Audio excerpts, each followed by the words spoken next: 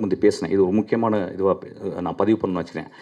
நான் வந்து கேட்டேன், வெற்றி என்ன பண்ணுறீங்க வெற்றி, சரியாக தூங்குறீங்களா அப்படின்னு கேட்குறேன். வெற்றி நானும் ஒன்றா வேலை செஞ்சோம், கதிர்ட்டு ஒன்றா வேலை செஞ்சேன். என்னுடைய நண்பன், நல்லா படிக்கிற நண்பன். அப்போ நான் சொன்னேன், எப்படி இருக்குது வாடிவாசல் எப்படி வரணுன்னு. ராஜா நல்ல வேலை பேசுனீங்க இந்தங்க அப்படின்னு வாடிவாசலுடைய அந்த நாவல்லேருந்து அவன் திரைப்படமாக போடும் அந்த அந்த அந்த பகுதியை எனக்கு சொன்னான். நண்பர்களே, இந்தியாவில் பழைக்க போகிற இன்னொரு மிகச்சிறந்த படைப்பாக நான் அதை பார்ப்பேன். அந்த வாடிவாசல் அவ்வளோ பெரிய ஹிட் ஆகும். எக்ஸ்ட்ராடினரி ஆக்டர் வந்து சூர்யா. ஆனால் வாடிவாசலுக்கு அப்புறம் is going to become a legend actually.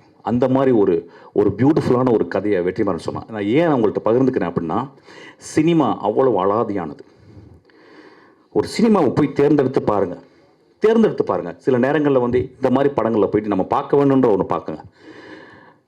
Cinema நீங்கள் போடும் தானம்